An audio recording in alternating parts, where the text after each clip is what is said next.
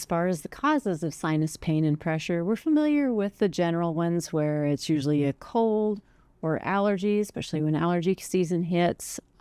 But there's also environmental factors such as bacteria in the ventilation systems where we may work or where we live, and then also mold and fungus situations. Sometimes we don't always see mold in different situations. We might be even affected by the bacteria in the heating and air conditioning of our car going to and from work. Another cause that's not quite so talked about a lot of times is due to tension in the neck. Because the muscles get tight around the neck, they can actually come down on the lymphatic drainage areas in and around the throat and the neck, causing it so the fluid doesn't move out of your head like it should. So it can tend to back the fluid up, especially in your sinuses.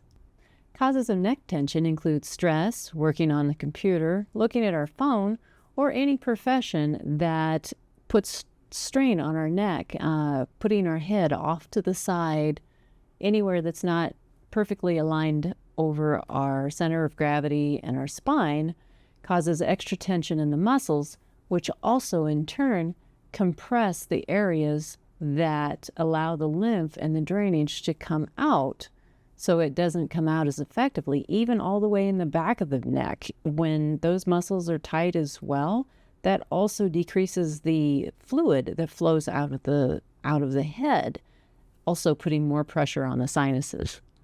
Now I'll discuss a couple ways that using sinus pressure points and lymphatic strokes can help you find relief through a natural and effective way. First, we'll go over the different sinus points that work with the drainage of our lymph and our sinuses out of our head. So what you want to do is we'll start here, and you'll just work back and forth because this is where the drainage comes out. So you work back and forth to clear that pathway out. And then what you'll do is you'll start and then you'll work out and then keep bringing that fluid back down. So I always like to start here, right on those points. And then you do in circular motions. And then you just keep working out like that. And just go all the way across till you go all the way around. And if you want, you can even work into the temple. And then come back to the center, start over again, and work your way out. Come all the way out here, and then just keep working. And then what you should feel is start to feel some drainage coming down through the back of your throat. And again, work this point to help with that fluid come out even a little bit better. Then what you'll do is you'll work down kind of on the inside of the eyes here, and then kind of come up underneath, and then kind of work underneath that brow bone. Go on through here, and I like to come back. This is a really good area where there's a lot of drainage that comes out through here. So then work down, especially along that ridge where the bone meets the cheek. Just keep going through there, and I usually press a little bit firmer through here. And you'll feel it. You can go back up. You can even wiggle back and forth if you want to, up and down. And then what you'll do is you go under the eyes, doing some circles. Just keep going. And you usually want to remember to work inside out and downward, because you want that drainage to go down towards your throat, and so it can empty out in those points that we started with. So I'll even get into my cheeks and do circular motions that way. And then just keep going all the way around. And come out. And what you can do is do circular motions here, since this is where it drains. So you come here, and you can keep doing motions like that. And then empty these 2 points again to help thoroughly drain the fluid out that you just loosened up. And then if you want, you can do these motions probably 2 or 3 times. And you'll definitely feel some fluid release come down. Now I'll demonstrate another technique using the Gua Sha device. A lot of times you can find these on Amazon. They're usually jade. Sometimes you can find a metal one. I like this metal one a lot because I can stick it in the refrigerator and get it nice and cold, or run it under cold water. I run this on my face before I go to sleep at night and in the morning. So that way you're getting rid of the drainage from during the day. And then in the morning, you're getting the drainage from laying down overnight and everything that just kind of congests up into your face. So with this one, same principle. I start in the center, work down and out. So I will start here at the points again. And what you can do is take it and just start short, and then work stroke longer and longer. And you can do that on each side. Come up, and I will even come up underneath very carefully along the sides of my throat. Can do that. And then another thing you can do too, because like I said, if there's neck tension, that can block a lot of fluid flow. So what I'll do too is I'll just start going around the junction where the neck meets the base of the head, and do small circular strokes, and even do a little bit of stripping all the way around.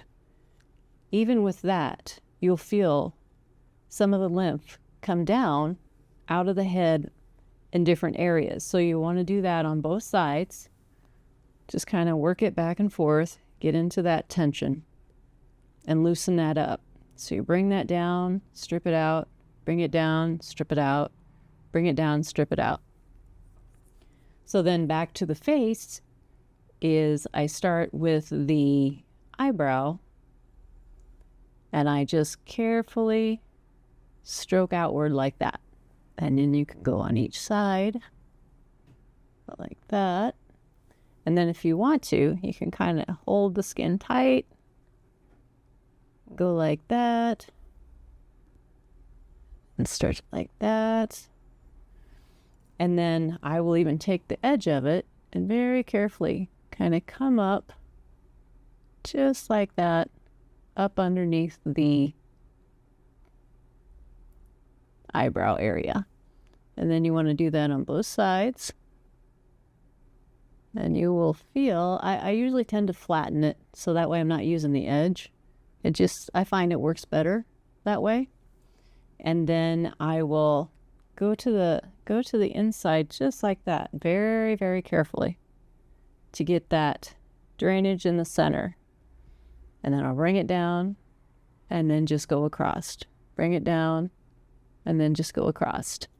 And then what you can do too is engage right by that cheekbone and bring it out and bring it out.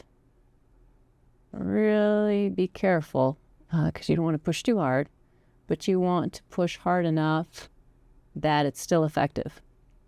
So you can do that, and you want to do that on the other side. Okay, say come down, and you go out, go in the middle, go out, go in the middle, go out. And I actually even do my chin area anywhere, because fluid flows all over the face, under the skin. You do that, you do that, and then back to bringing it down. Nice long strokes, and then do the points again to help empty it out. And these different techniques should help you find some relief. Other tips to relieve the sinus pain and pressure include things like a saline nose spray.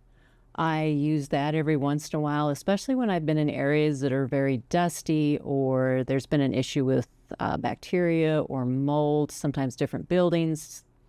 You can go in and they instantly make your sinuses irritated, or you start sneezing or anything like that. So I'll use a nasal spray to help kind of clean that out, and that seems to help a lot. Another thing you can do if the environment is dry inside is use a humidifier, because the sinus tissues need that moisture to help them function correctly and not get a lot of that pressure and dryness up in there. So you do want the moisture, and you also want to stay hydrated. You want to drink a lot of water just to kind of flush everything out. That's important for the entire lymphatic system.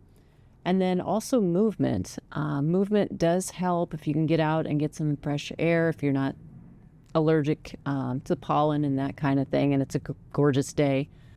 Another thing you can do is apply a warm compress to your sinuses or take a hot shower. Sometimes in the past when I've had a really bad cold, I will stick a towel, maybe like a hand towel, so it's not super big. I'll wet it, I'll put that in the microwave, and I'll put it in there for not for very long, less than a minute, because you don't want it to be too hot. So then take it out of the microwave and make sure the temperature's nice and warm, but not enough that it's going to be too hot for your face.